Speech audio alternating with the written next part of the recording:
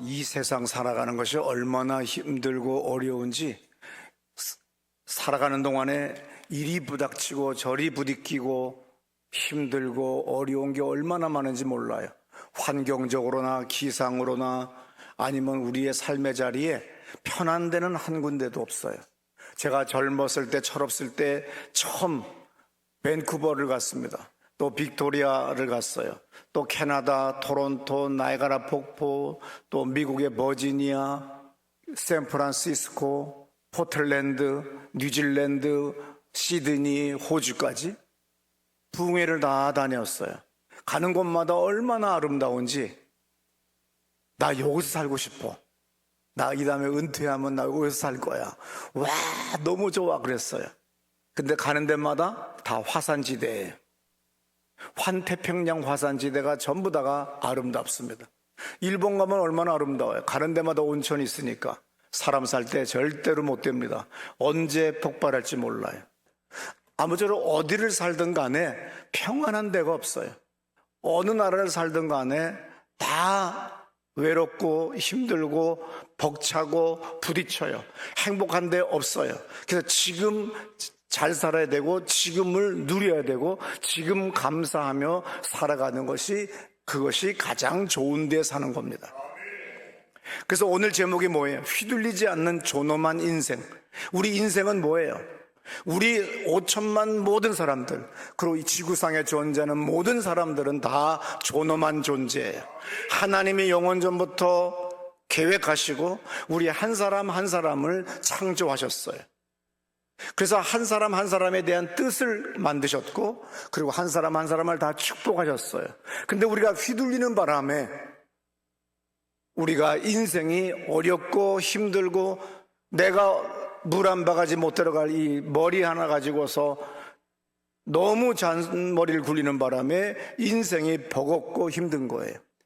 내가 고민하고 근심하고 걱정하는 일의 90% 이상은 일어나지 않는다라고 하는 책이 있어요. 정말 보면 쓸데없이 염려를 미리 끌어다가 하고 있고 걱정을 미리 끌어다가 해요. 제가 10대 때 그랬어요. 버스 뒤에 앉았다가 뒷차가 추돌하면 튕겨나가겠지. 그럼 앞에 앉을까? 정면 충돌하면? 그랬더니 우리 작은 형이 그래요.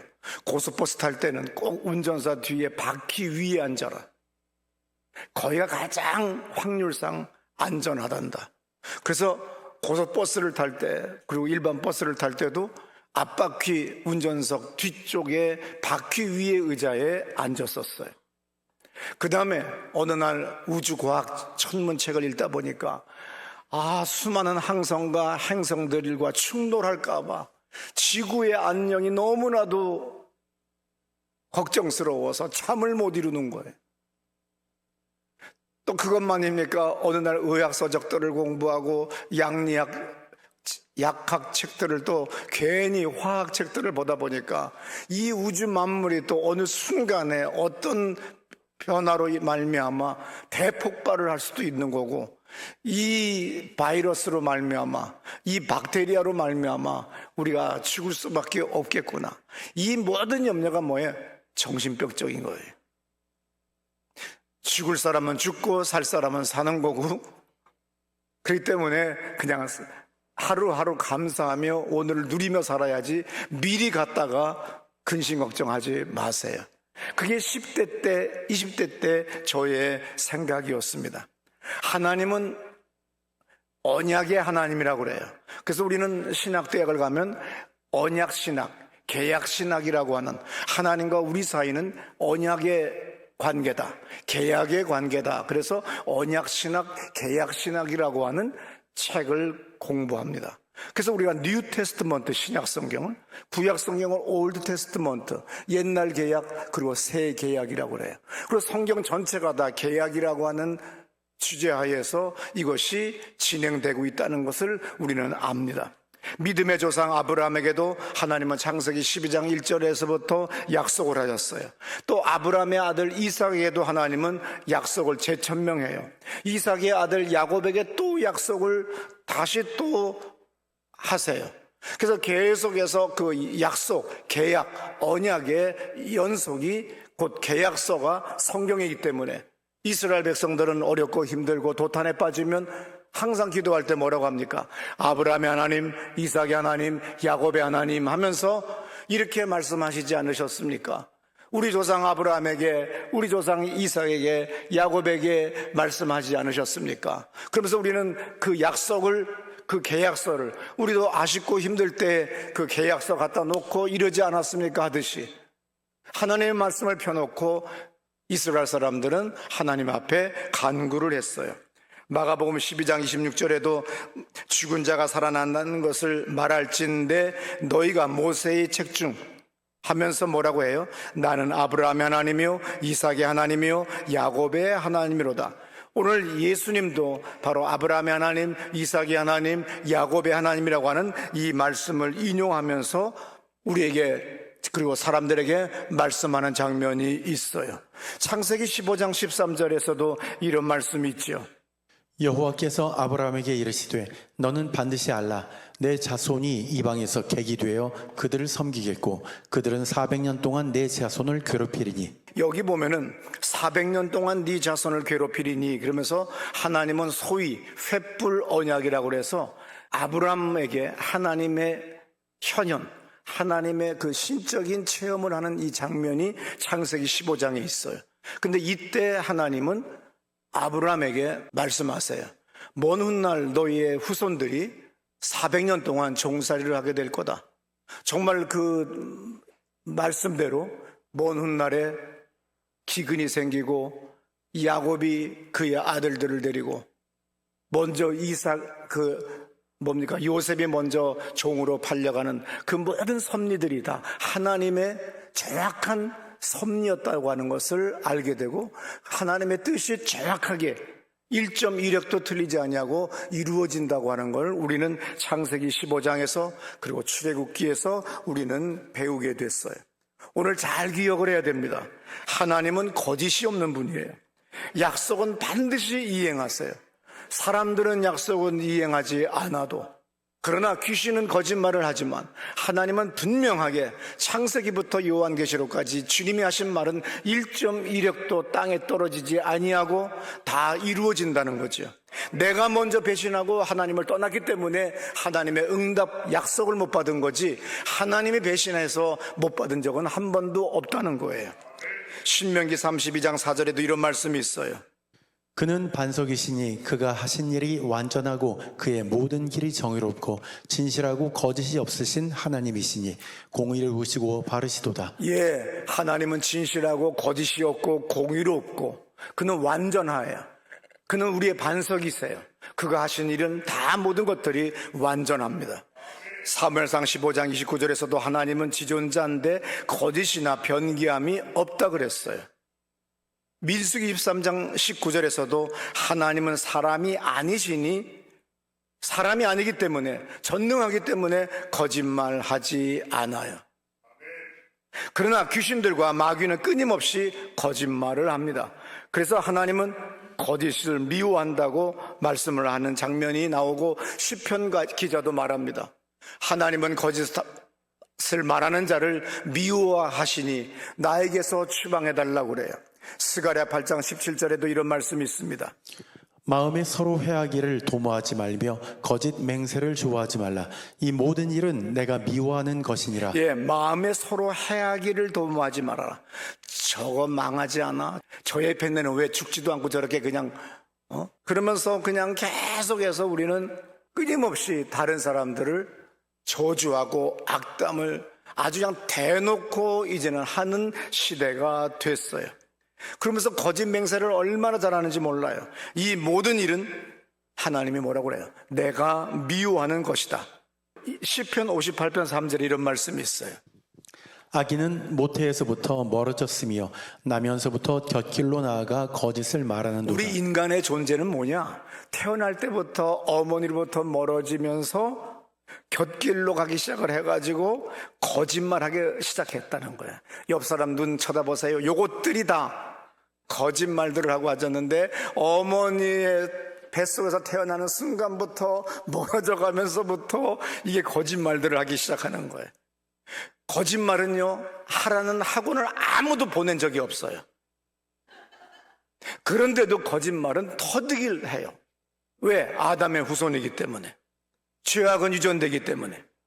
요한계시록에서 거짓말의 결과들을 쭉 이야기하는데 요한계시록 22장 15절에 보면 거짓말을 좋아하며 지어내는 자는 거짓말을 계속 만들어내가지고 떠들어 붙여서 SNS에 올리면 다 성 밖에 있다. 구원 못 받는다는 얘기죠. 계시록 21장 27절에도 거짓말을 하는 자는 결코 그리로 들어가지 못하되 오직 어린 양의 생명책에 기록된 자들만 들어갈 것이다. 요한계시록 21장 8절에도 맨 끝에 보면 우상 숭배자들과 거짓말하는 모든 자들은, 그럼 그 앞에 뭐가 있어요? 살인자, 음행하는 자, 점술과 우상 숭배자들, 이거와 똑같은 죄값이 뭐냐면 거짓말하는 자들인데 불과 유황으로 타는 못에 던져지리니 이것이 둘째 사망이라 그랬어요. 지금은 온 세상이 거짓말로 가득한 세상이 됐습니다. 유튜브나 페이스북이나 SNS를 보게 되면 수많은 거짓말과 선동, 미혹하는 내용들이 엄청나게 날아다녀요. 정치인들과 역사 속의 왕, 황제, 교황, 신부, 목사, 예언자 전부 다 선동과 거짓말 때문에 죽어나가는 건 전부 다 불쌍한 백성들이에요. 교황의 거짓말, 교황과 황제의 결탁, 지들의 안위를 위하여 십자군 전쟁을 일으키자. 그래서 예루살렘을 정복하자. 그리고 우리의 거룩한 성을 탈환하자. 그래서 수많은 순진한 사람들이, 한 번도 칼싸움 해본 적이 없는 사람들이 곡괭이 들고, 무기가 없으니까 낫을 들고 도끼 들고 십자군 행렬에 꼈다가 여기가 어딘지도 모르고 비참하게 병들어 그 옛날에 먹을 게 어디 있겠어요. 죽어나간 사람이 얼마나 많이 있습니까? 이것이 바로 역사가 우리에게 보여주는 거예요. 오늘날 전쟁에 가서 죽으면 그래도 이름이라도 불러주고 묘비라도 세워주지만 그 당시에 우리 인구보다 더 많은 사람이 기근과 질병으로 그리고 정치 폭력으로 죽임을 당해요. 오늘 본문 이사야 66장 3절부터 말씀 들어보세요. 소를 잡아 드리는 것은 살인함과 다름이 없이 하고 어린 양으로 제사 드리는 것은 개의 목을 꺾음과 다름이 없이 합니다. 소를 잡아 드리는 것은 살인함, 마음은 딴 데 있고 죄짓고 범죄하고 기본 신앙도 다 사라지고 나쁜 짓은 다 골라 하면서 주일날만 예배 와서 거룩한 척하고 또 안식일만 와서 제사장한테 와서 비둘기나 소 잡아가지고 주님께 드렸습니다. 그러지만 너희들이 소를 잡아 드린다고 하지만 그건 사람 목 쳐서 가져온 거나 똑같은 거야. 살인한 거나 똑같은 거야.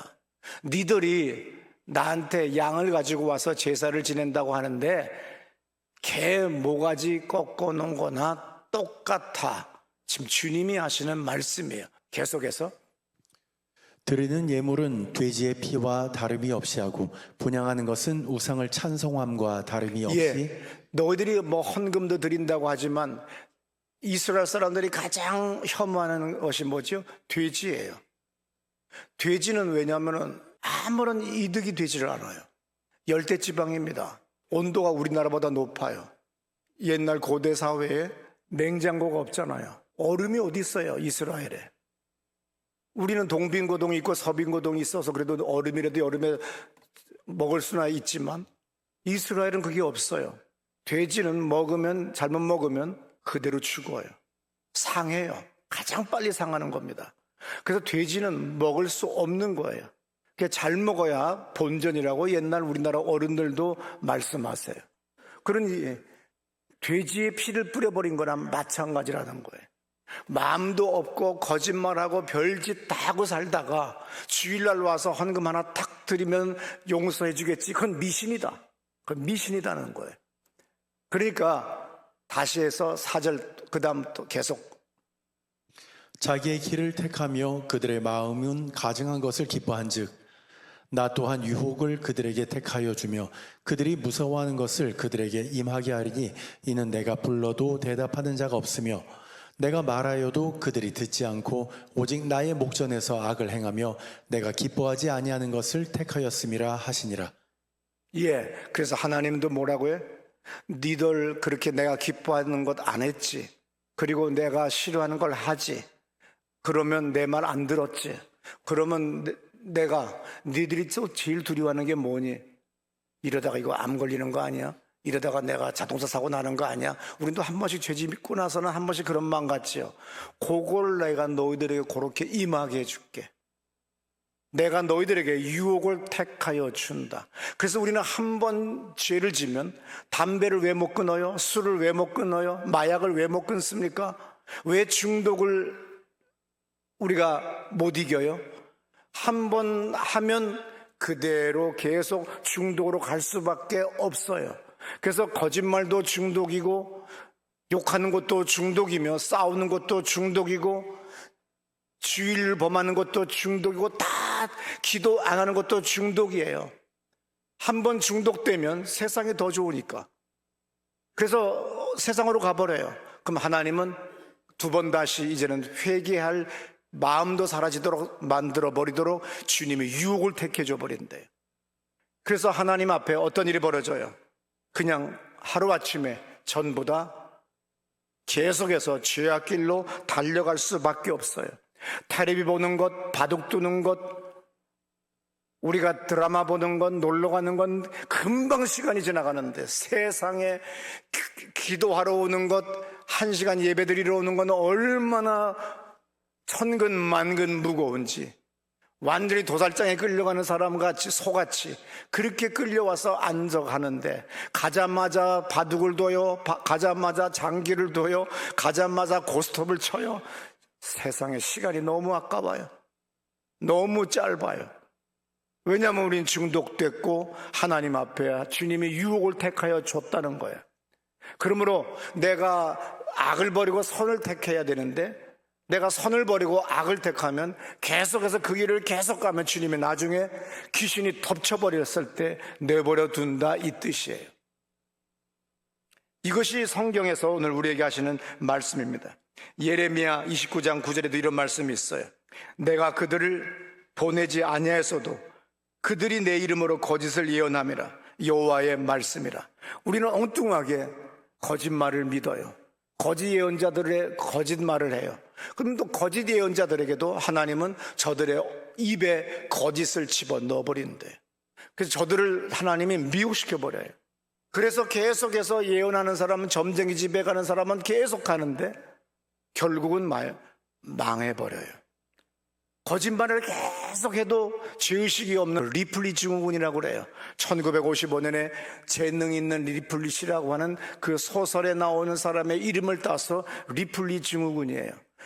거짓말을 하는데 죄의식이 없어요. 거짓말을 하기 위하여 더 거짓말을 하고 계속해서 나가도 눈 하나 깜빡하지 않아요. 그런 사람들이 가끔 몇 년에 한 번씩 교회에 있습니다. 타일러도 소용없어요. 가진 죄악을 다 질러도 그 집안 전체가 다 리플리 증후군이 돼버려가지고 자기의 자식의 죄악을 책망하지 않아요. 담임 목사나 교인을 책망해도 자기 자식의 책망하지 않아요. 이 교회를 20년씩 다녔고 어릴 때부터 다니다가 떠났을 때는요, 인사하고 떠나야 돼요.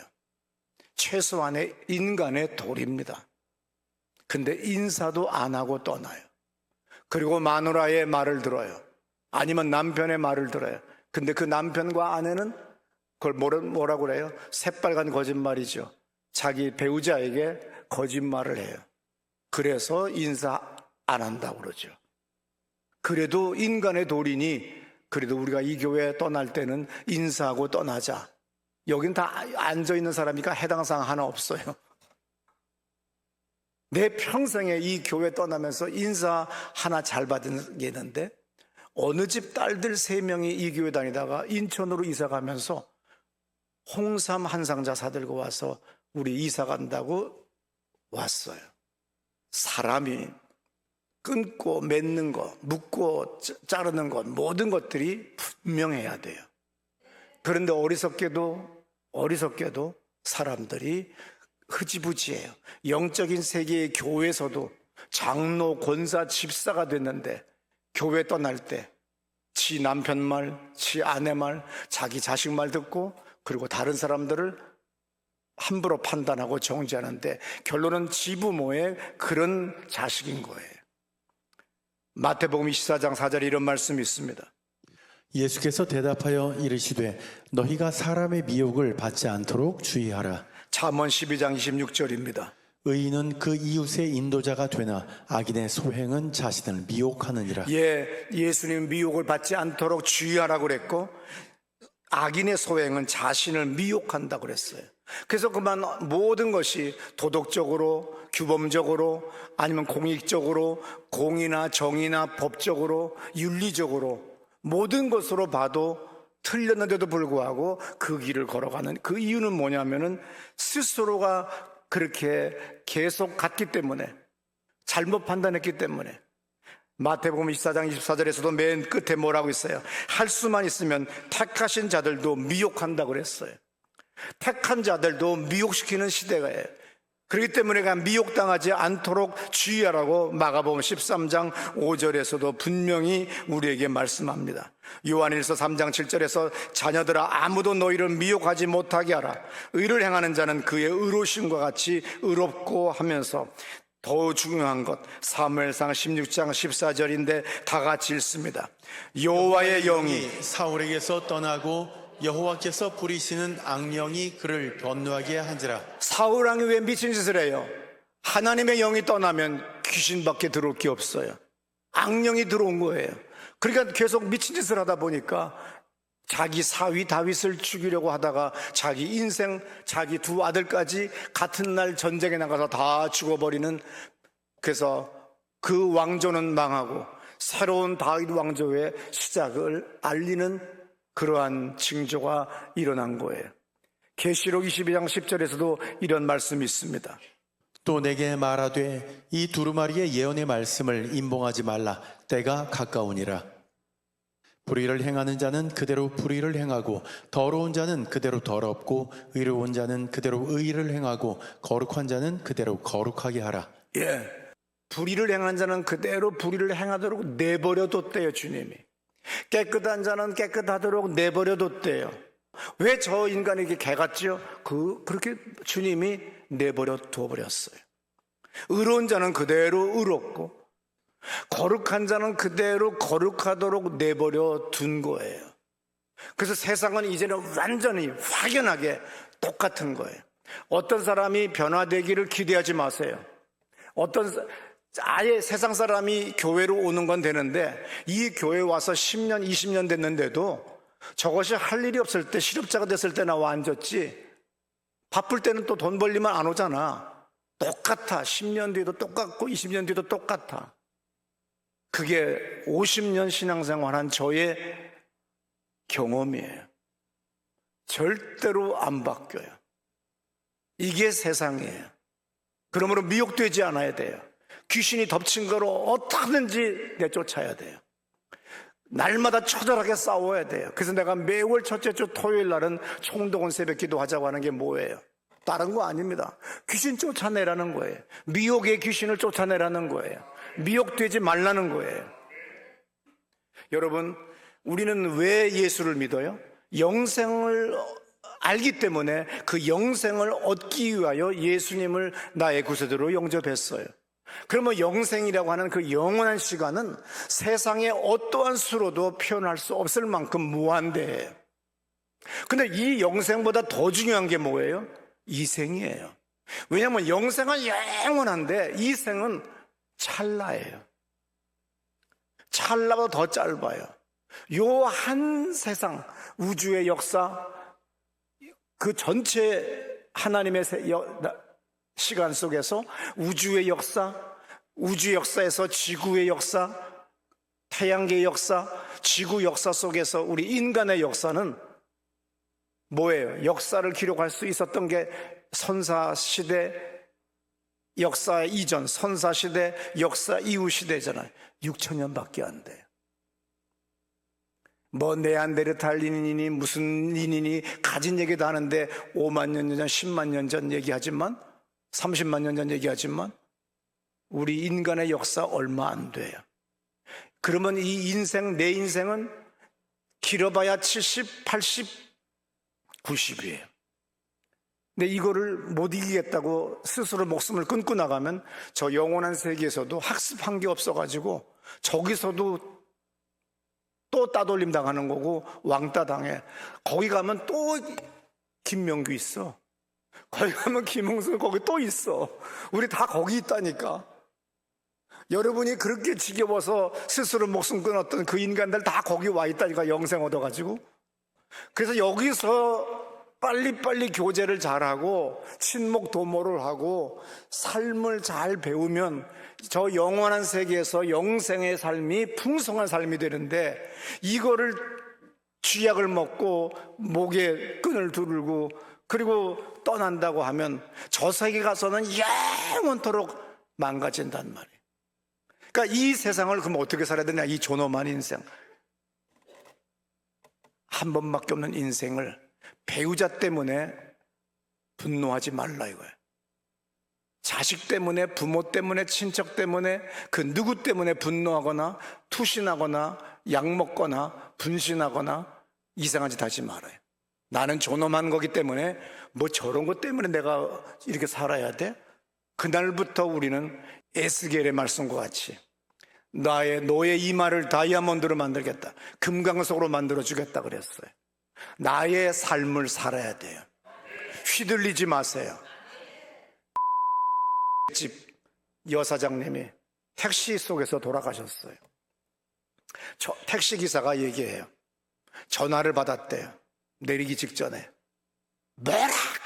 그러고서 소리 꽉 찌르고 한마디 하고서 택시 문을 열고 일어서는 순간에 쓰러졌대요. 왜 내 인생이 전화 한 통에 죽어야 됩니까? 왜 젊은 날 50밖에 안 된 나이에 죽어야 됩니까?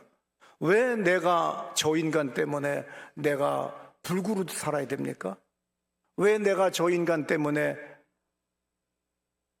뇌경색, 심근경색 아니면 여러 가지 질병으로 말미암아 그래서 평생을 한 번밖에 없는 인생을 내가 저렇게 살아야 됩니까? 그러지 마세요. 어떠한 인간이 어떠한 짓을 할지라도 자식이든 배우자든 누구든 그것을 한쪽에다가 기억 저장소에다가 집어넣으세요. 그리고 항상 담대하게 두벅두벅 걸어가요. 근데 이렇게 설교가 끝나면 실패하는 거예요. 예수님이 말씀하셨어요. 제자들이 보고합니다. 헤롯 왕이 예수님을 해하려고 합니다. 그에게 가서 전해라. 나는 오늘도 내일도 모레도 나의 갈 길을 갈 것이다. 주님은 추워도 흔들리지 아니하고 십자가의 죽음의 길을 가기 위하여 예루살렘을 향하여 두벅두벅 걸어가셨어요. 그리고 담대하게 온 인류의 죄를 다 뒤집어 쓰시고 30만 건이 아닙니다. 400만 건이 아닙니다. 그 시대의 과거와 그 시대와 미래의 모든 인간의 모든 죄악들을 다 뒤집어 쓰시고, 그리고 이사야가 예언하듯이 그는 외양간에 끌려온 소와 같이 아무 말도 하지 아니하고 변명하지 아니하고 죽으셨다고 그랬어요. 그러한 예수님을 본받아 담대하게 사는 여러분 되시기를 축원합니다. 여러분의 한 번밖에 없는 인생을 망가뜨리지 마세요. 배우자 때문에 망가뜨리지 마세요. 부모 때문에 망가뜨리지 마세요. 어느 교인 때문에 분노하고 망가뜨리지 마세요. 내 인생은 존엄합니다. 내가 나를 위해야 돼요. 내가 건강하게 살아야 돼요. 내가 잘 살아야 돼요. 믿으시기 바랍니다. 우리 다 잘해서 일어나셔서 내가 하나님 축복하는 사람이 되겠습니다. 나는 하나님 사랑하는 사람이 되겠습니다. 격려하고 위로하는 사람이 되겠습니다. 나의 인생을 하나님이 존엄한 인생이 되도록 축복하여 주옵소서. 우리 두 손 번쩍 들고 2분간 기도합니다. 주여!